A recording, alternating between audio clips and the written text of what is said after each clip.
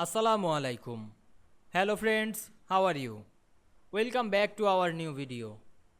In this video, I am going to show you how to put two tables side by side in Word 2016. Let's get started. Firstly, we have to open a Word document. Then we go to the insert menu and click table option. Then I draw or create a table.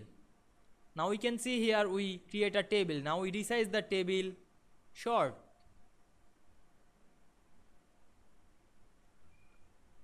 Then we click the table and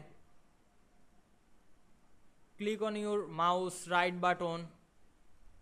Then select the copy option and click the side and right button on your mouse, then select paste.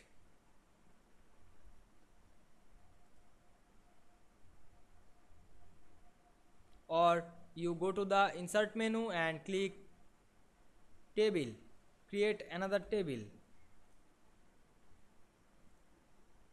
then resize the table and move the side on the first table.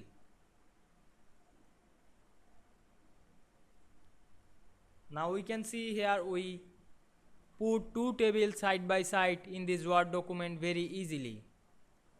I hope you enjoyed the video. Please like, comment, share and subscribe my YouTube channel. Thanks for watching.